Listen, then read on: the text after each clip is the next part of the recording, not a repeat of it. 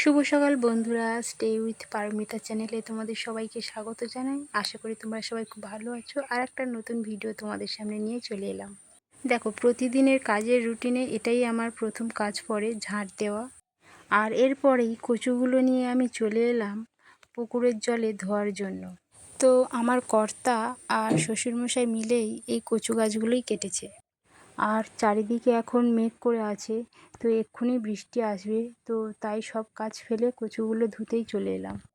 আর আমাদের পুকুরের ধারেই চারিদিকে কচু শাক ভর্তি হয়ে আছে, দেখো। তো এইখান থেকেই তোমাদের দাদা কচু শাক কেটেছে। আর এগুলো এখানেই রয়েছে, পরে আর একদিন রান্না হবে। এবার আমি বাকি কাজগুলো সেরে নিচ্ছি। আর দেখো, বৃষ্টিও চলে এলো। আর এরপরেই চলে এলাম রান্নাঘরে কচু শাক সেদ্ধ করতে।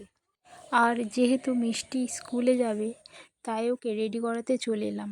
আর রান্নাঘরে শ্বশুরমশাই গিয়ে কচু শাকটা সেদ্ধ করছে। আর ঘরে এসে বাসি বিছানাটাও আমি গুছিয়ে নিচ্ছি। তো আরেকটা জিনিস হয়, আমার ঠাকুর ঘরের কাজ ফেলে রেখে সংসারের কাজ করতে আমার মোটেও ইচ্ছা করে না। তো তাই আমি চেষ্টা করি তাড়াতাড়ি করে ঠাকুর ঘরের কাজটা সেরে নেওয়ার।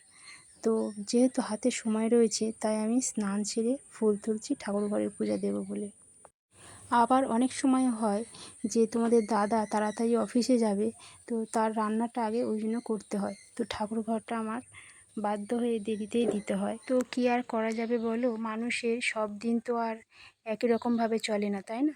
দেখো, তোমাদের সাথে গল্প করতে করতে আমার রান্নাও হয়ে গেল। এদিকে ইলিশ মাছ এনেছিল, তো সর্ষে ইলিশ করেছি। আর এদিকে কচু ঘন্ট করেছি। আর তোমাদের দাদা মেয়েকে স্কুল থেকেই আনে, তো যেহেতু আসার সময় হয়ে গেছে, তাই আমি তার খাবারটা গুছিয়ে রাখছি।